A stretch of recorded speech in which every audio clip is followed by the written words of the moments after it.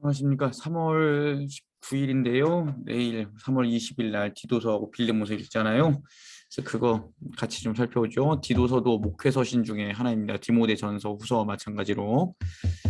자, 디도라는 제자가 있었고요. 그 제자는 여기 있는 크레타 섬에서 사역하고 있었고요. 바울이 거기다 남겨놓은 이유를 디도서에서 밝힙니다. 크레타 섬에서 사역하는 디도에게 바울이 전하는 조언들이 디도서의 주요 내용입니다. 디도서 일정 볼까요? 바울의 사도권에 대해서 또 이야기를 해요. 하나님께서 바울을 사도로 삼으신 이유는 하나님의 택하심을 받은 사람들의 믿음을 일깨워 주려고, 그다음에 경건함에 속한 진리의 지식을 깨우쳐 주려고 그렇게 사도로 삼으셨다. 바울의 사도권은 굉장히 중요한 내용이에요. 바울이 예수님 당시에 사도 아니었잖아요. 그런데 이제 예수님을 다메섹으로 가는 그 길 위에서 만나고 나서 본인이 사도라고 하고 다녔잖아요. 그리고 베드로와 야고보는 유대인들에게, 그리고 자기는 이방인의 사도가 되었다. 그래서 바울은 항상 예수 그리스도의 종, 그리고 사도로서 자기의 정체성을 정확히 갖고 살았던 사람이죠. 사도는요, 보내심을 받은 자입니다. 보내심을 받은 자. 어떤 목적을 가지고 보내심을 받은 자예요. 그럼 바울은 어떤 목적을 가지고 보내심을 받았을까요? 예수 그리스도를 전하라는, 누구에게요? 이방인들에게. 그 목적을 가지고 이방인들에게 보내심을 받은 자가 누구였다고요? 바울이었다고. 그래서 바울은 항상 자기의 정체성을 예수 그리스도의 종, 그다음에 예수 그리스도의 사도된 바울은 이렇게 말을 합니다. 그래서 바울은 하나님께서 영원 전부터 약속해 주신 영생에 대한 소망, 누구를 통해서요? 예수 그리스도를 통해서 드러난 영생 소망을 품고 있었고, 바울에게 그 도를 알리라고. 누구에게요? 이방인들에게. 그래서 바울은 항상 이 마음을 가지고 살았다라는 것을 기억하시면 되겠고요. 디도를 그레다에 남겨놓은 이유는 장로들과 감독들을 세우려고 남겨놨는데요. 장로들은 일단 흠잡을 데가 없어야 한다라고 이야기를 합니다. 책망받을 것이 없다. 6절. 근데 그것은 이제 흠잡을 데 없다라고도 하고요. 한 아내의 남편, 하나의 남편, 이거 지난번에 우리 디모데 전서할 때 했었죠. 이 당시에 헬라 문화, 그다음에 로마 문화는 굉장히 성적으로 문란한 문화였습니다. 그래서는 이혼을 하기 위해 결혼하고, 그다음에 또 다른 결혼을 하기 위해 이혼한다 할 정도로 그렇게 가정의 순수성이 굉장히 무너져 있었던 그 당시 사회적 배경이 있었는데, 그래서 한 가정에서 한 아내 남편으로 살은 그런 신실한 사람을 장로로 세워야 된다라고 그렇게 바울이 그 당시 시대적 상황에 따라서 이야기를 했지요. 자, 그리고 자녀가 신실하게 믿어야 됩니다. 자, 6절 말씀 보면요. 방탕하다는 비난을 받거나 불순종하는 일이 없는 믿는 자녀가 있어야 된다. 예, 이거는 이 장로는요. 원래 우리 지금 현재 장로라기보다는 목사의 직분을 갖고 있는 사람들을 이야기를 하는 겁니다. 그러니까 가르치는 장로인 거죠. 지금처럼 우리 장로교의 장로님들처럼 그런 치리 장로가 아니라 하나님의 말씀을 증거하는 사도 말고 그 교회를 맡아서 목양하는 목양 장로들, 즉 목사님들을 의미하는 겁니다. 자, 그리고 감독들 또한 목사님들에 관한 이야기가 맞아요. 지금 있는 우리 장로님들 같은 그런 분들이 아니라 목사님들을 이렇게 세우셔야 됩니다라고 하는데, 하나님의 청지기이고 크레타 섬에 있는 목회자들이 이렇게 세우십시오라고 권면하는 거예요. 하나님의 청지기이고 흠잡을 데 없어야 하고, 고집 부리지 않아야 되고, 성내지 않아야 되고, 술을 즐기지 않아야 되고, 폭행하지 않아야 되고, 부정한 이득을 원하지 않아야 되고, 손님 대접도 잘해야 되고, 선행을 좋아해야 되고, 신중하고 이롭고 경건하고 자제력이 있고, 교회가 가르치는 믿음을 굳게 지키는 사람. 자, 근데 이게 왜 이렇게 목회자에 대해서 이렇게 기준을 세웠을까요? 그 당시엔 초대 교회였기 때문에 신학적 커리큘럼이라든가 그다음에 무엇을 배워야 될지 모르는 시대였기 때문에 이런 기준이라도 삼아놔야만 크레타 섬에서 그 성도들 중에서 이런 사람을 목회자로 세우고 그 크레타 섬에 있는 교회를 잘 섬길 수 있게 하려고 이런 기준을 세웠다라는 것을 아시면 되겠습니다. 그래서는 2000여 년 전에 있었던 이 기준을 그대로 지금에게 이렇게 적용할 수는 없다라는 것을. 왜냐하면 지금은 수많은 신학적 커리큘럼도 있고요. 그 다음에 또 배워야 될 것들과 훈련해야 될 것들도 있고, 지금 우리 목회자들뿐만 아니라 우리 심무하시는 장로님들도 다 이런 기준은 있지만 이게 절대적인 기준에 대해서 이렇게 해야 된다는 것은 아니다라는 것은 우리가 좀 알 수 있어야 되겠습니다. 자, 거짓 교사를 조심하라라고 했는데, 쓸데없는 말을 하는 할례파 중에 거짓 교사들이 많다라고 했고요. 쓸데없는 말을 하는 할례파 누굴까요? 유대인 율법주의자들을 말합니다. 이 사람들은 바울이 가는 곳곳마다 따라와가지고 뭐라 그랬냐면, 믿음으로만 구원받는 게 아니라 율법 지켜야 되고 날과 절기를 지켜야 되고, 그다음에 또 뭐 해야 된다 그랬죠? 육체적으로는 할례 받아야 된다라고 계속해서 그렇게 이야기를 했습니다. 그래서 바울은 뭐라 그랬죠? 아니다. 그렇게 율법을 지켜서 구원을 받는 게 아니라 믿음으로 은혜로 구원을 받는다라고, 그리고 그렇게 하나님의 자녀가 된다라고 이야기를 했는데, 이 할례파들은 맨날 와서 할례 받으십시오. 그 다음에 유월절 지키셔야 됩니다. 그 다음에 또 뭐 율법 지키셔야 됩니다. 믿음으로서만 구원받는 게 아닙니다. 계속 이렇게 얘기를 했다고요. 바울이 계속해서 그거에 대해서 경계하는 거예요. 우리는 믿음으로 구원받습니다라는 것을 이야기하는 거죠. 그들의 입을 막아야 된다라고 일단 주장을 하고요. 그들은 부정한 이득을 얻으려고 이상한 것을 가르칩니다. 예. 지금도 그 수많은 이단들은 어떻게 보면 자기들의 그 이익을 위해서 잘못된 가르침을 가르치고 있죠. 특별히 그 하나님의 교회 같은 경우에는 종말이 온다라고 그렇게 가르치면서 그들은 계속해서 부동산을 사고 있습니다. 아주 요충지에다 부동산을 사고 있죠. 종말이 가까우는데 왜 이 땅에 그렇게 부동산들을 많이 구입할까요? 그것은 모순된 이야기이죠. 예. 종말이 가까운다라고 하면서 당신들의 모든 재산을 교회에 헌금하십시오라고 해놓고 그거 가지고 그 포스트마다 굉장히 좋은 부동산들, 그리고 그 좋은 교회들이 잘 지어놓았는데 건축 헌금이 없어서 그럼 그 경매로 넘어간 교회들, 그런 것들을 사가지고 하나님의 교회로 바꿔버리고 그렇게 자기들이 더 옳다라고 이렇게 주장하는데 잘못된 사상이죠. 부정한 이득을 얻기 위해서 이상한 것들을 가르치는 가장 대표적인 이야기가 그런 이야기라고 할 수 있습니다. 그리고 거짓 교사들은 유대인의 허망한 이야기들을 하고요.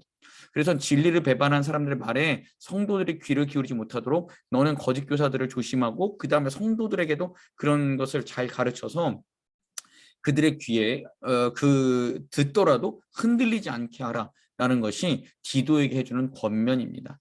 자, 그리고 깨끗한 사람들에게는 어떤 말을 들어도 다 괜찮은데 믿지 않는 더러운 사람들에게는 생각과 양심도 더러워졌다라고 하는데요. 자, 믿지 않는 더러운 사람들은 하나님께서 어떻게 그들에게 하나님을 계시하시냐면 그들의 양심을 통해서, 그리고 이성을 통해서 하나님을 계시하십니다.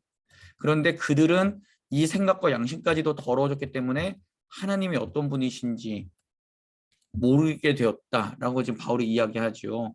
그리고 그 사람들 중에서는 진리를 배반하는 사람들은 입으로는 하나님을 안다고 하지만 행동으로 부인하고 가증하고 완고하고 전혀 선한 일을 하지 않기 때문에 디도야, 넌 크레타 섬에 있는 그 수많은 거짓 교사들을 조심하고 날마다 하나님의 말씀 위에 굳게 서야 된다라고 바울이 그렇게 이야기하는 겁니다. 바울이 디도에게만 그렇게 이야기를 했을까요? 우리에게도 이야기를 했죠. 거짓으로 이끌어가는 거짓 교사들을 조심하고 날마다 하나님의 말씀 위에 굳게 서야 된다. 그것을 우리에게도 이야기하는 것을 꼭 기억하셨으면 좋겠습니다. 디도서 2장 볼까요? 바른 생활에 대한 교훈인데요. 건전한 교훈에 맞는 말을 맞게 하라. 나이 많은 남자들은 절제 있고 위험 있는 말을 하며 신중한 말을 하고 믿음과 사랑과 인내심이 흔들리지 않도록 권면하고, 나이 많은 여자들은 이렇게 가르치라고 합니다. 행실이 거룩하고 남 헐뜯지 않고. 크레타 섬에 나이 많은 어머님들은 조금 그 음주 가무를 즐기셨나 봐요. 음주 금지, 그리고 좋은 것을 가르치는 사람이 되도록 권면하라. 특별히 무엇을 가르쳐야 되냐, 그 좋은 것이 뭐냐면 젊은 여인들을 훈련시키고 그 젊은 여인들이 남편과 자녀를 사랑하게 하고 젊은 여인들이 신중하고 순결하고 집안 살림을 잘 하도록 나이 많은 여인들을 가르쳐서 나이 많은 여인들이 젊은 여인들을 훈련시킬 수 있도록, 디도야, 네가 크레타 섬에 있는 여인들을 잘 가르쳐야 한다라고 바울이 이야기를 했습니다. 예. 그래서 믿음의 선배된 사람들은 믿음의 후배들에게 발자취를 남겨줘야 되죠. 그래서 그 후배들도 믿음의 선배들이 남겨놓은 그 발자취를 잘 따라가야 하는 것이 옳고요. 그 다음에 그 믿음의 선배들은 믿음의 후배들이 잘 따라올 수 있도록 그렇게 가르쳐야 하는 것이 믿음의 선배들의 의무입니다. 그런데 지금 그 믿음의 전수하는 것들이 굉장히 약해졌지요. 우리 이거 반성해야 되고 그 다음에 우리 자녀들이 어디에 서 있는가를 잘 돌아봐야 됩니다. 나만 잘 믿고 나만 하나님 앞에 충성하는 것이 아니라 우리 자녀 손들이 하나님 앞에 정말 신실한 사람으로 살아가고 있는지에 대해서 우리 날마다 생각을 해봐야 된다는 것을 잊지 않으셨으면 좋겠고요. 제가 예전에 한번 이런 예화를 들기도 했었는데요. 예전 교회에서 그 사역할 때 제 전임자 목사님한테 들은 이야기였거든요. 그분이 이제 고등부 담당하실 때 제가 전에 있던 교회는 조금 그래도 이 동네 중계동만큼이나 굉장히 학구열이 높은 동네였습니다. 그런데 그때 세례 교육을 하는데 한 어머니가 오셔서 이렇게 말을 했다고 하죠. 목사님, 세례 교육은 제가 받을 테니 우리 아이는 우리에게 세례만 주세요. 애 어디 갔죠? 학원 갔습니다. 학원 가서 도저히 못 오는데 제가 대신 세례 교육 받겠습니다. 이런 얘기가 있었다라고 하죠. 그렇게 제가 한번 예화를 들어드렸었는데요. 예. 이게 우리 믿음의 현실이지 않겠습니까? 굉장히 조심해야 하는 것인데요. 우리 믿음의 전수 정말 잘하고 있는지 돌아봐야 하겠습니다. 그리고 박상진 교수님께서 장신대에 계신 박상진 교수님께서 주로 즐겨 쓰시는 예화인데요. 이런 시험 기간이 되면 항상 이런 이야기가 돈다라고 하죠. 아들, 너는 학원 가서 열심히 공부해. 대신 엄마가 열심히 기도할게. 학원 앞에 내려주면서. 이거 우리 참 심각하게 돌아봐야 하는 우리 믿음의 현실입니다. 자, 젊은 남자들은 신중하도록, 왜냐하면 이 사람들은 신중하지 않은 것은 반대는 뭘까요? 흥분하고 성급하고 절제하지 못하고 이런 것이 있으니까 신중하도록 가르쳐야 하고요. 그러기 위해서는 너도 젊으니까 내가 먼저 본을 보이고 순수하고 위엄 있게 책망할 것 없는 바른 말을 해라. 네가 먼저 그렇게 살지 않으면 젊은이들에게 말할 수 없다라는 것을 이야기를 하죠. 그 종들에게 이렇게 권면하라고 합니다. 상전들에게 잘하라. 훔치지 말라. 아마 종들이 여러 가지 것들을 이렇게 신실하지 않게 살았나 봐요. 그다음에 신실성을 나타내라 라고 그 디도에게 가르치라고 권면하고 있습니다. 자, 우리를 구원하시는 하나님의 은혜가 나타났는데요. 하나님의 은혜는요, 우리를 교육하고 경건하지 않고 속된 정욕을 버리게 하십니다. 하나님의 은혜가 우리에게 넘쳐나면 경건하게 살고요, 속된 정욕을 버리고 그다음에 하나님의 은혜를 구하며 살아가게 되죠. 그리고 이 세상에서는 신중하고 의롭고 경건하게 살게 하시는 게 뭐라고요? 하나님의 은혜라고 합니다. 그래서 하나님의 은혜로 우리는 복된 소망을 가지게 되는데 그 복된 소망이 뭐냐면 하나님과 예수 그리스도의 영광이 이 땅 가운데 나타나기를 소망하라. 주기도문에서 뭐라고 나오죠? 뜻이 하늘에서 이루어진 것처럼 땅에서도 이루어지게 하소서라는 그 주기도문이 기도하신 것처럼 하나님과 예수 그리스도의 영광이 우리의 삶 가운데 나타나도록 그 하나님의 은혜가 우리에게 복된 소망을 주셨다라고 합니다. 그리고 이런 것들을 하나님의 은혜를 말할 때 권위를 가지고 말하고 사람들을 권하고 책망하고 누구도 너를 업신여기지 못하게 하라. 이건 디모데에게도 똑같이 말했죠. 왜냐하면 나이가 어린 젊은 청년들이었기 때문입니다. 그런데 지금도 굉장히 그런 것들 심하지만 그 당시의 문화도 장유 유서가 굉장히 심했었어요. 그러니까 그런 것들에 대해서 되게 조심하라고 말을 하는 거지요. 업신여기지 못하게끔 내 말을 조심하고 내 행동을 조심하고 무게 있게 행해라. 가볍게 행하지 말라. 그렇게 이야기를 합니다. 디도서 3장 볼까요? 착한 행실에 관한 권면을 했는데요. 통치자들에게 순종하고 선한 일을 할 준비를 갖추게 하라. 라고 합니다. 그리고 아무도 비방하지 말고 싸우지 말고 관용하고 온유하고 우리가 예수를 모를 때에도 우리도 이렇게 살았었다. 바울이 있었고 순종하지 않고 미혹당하고 정욕과 향락의 종로로 됐고 악의가 있었고 시기심이 있었고 남에게 미움을 받고 서로 미워했었는데 예수님을 믿고 구원받고 성령으로 깨끗하게 되면서 하나님 나라의 영원한 상속자가 되었으니 이렇게 살지 말고 우리는 이제 이렇게 살아야 된다라는 것을 디도에게 권면하지요. 어리석은 논쟁과 족보 이야기, 분쟁 율법의 가능성 피하라. 족보 이야기 뭘까요? 유대인 이야기입니다. 예. 어리석은 논쟁, 예. 그 족보 가지고 우리 혈통이 더 뛰어나 맨날 이거 가지고 싸우면 무슨 결론이 나겠니, 디도야. 유대인들하고 그런 거 가지고 싸우지 말고 하나님의 은혜만 가지고 이야기해. 그리고 이단에 속한 사람이 있다면 한두 번 권면하고 그냥 내비도 하나님이 처리하실 거야. 그 이야기를 합니다. 자, 이렇게 하면서 그 디도서 3장까지 살펴봤는데요. 예, 디도서는 똑같이 디모데 전서와 똑같이 그 이야기를 목회자에 관한 이야기들, 목회의 실제적인 이야기들을 합니다. 그러나 목회자들에게만 주시는 이야기가 아니라 우리 신앙의 삶 가운데 나타난 여러 가지 것들이 있었다는 것을 꼭 기억하셨으면 좋겠고요. 빌레모서 볼까요? 빌레모서 한 장짜리예요. 근데 이 빌레몬이 주인이고요. 빌레몬이 주인이고 오네시모가 종이에요. 빌레몬이 종이 아닙니다. 여기가 주인입니다. 자, 빌레몬의 종이었던 오네시모가 도망을 쳤어요. 근데 그 당시 도망친 노예는요, 죽음입니다. 근데 오네시모가 도망쳐서 예수를 알게 됐어요. 바울을 만나게 됐어요. 예수를 믿게 됐어요. 그래서 바울하고 같이 있고 싶지만 바울이 오네시모에게 죽음을 각오하고 주인에게 돌아가라. 그리고 그가 허락하면 다시 와라.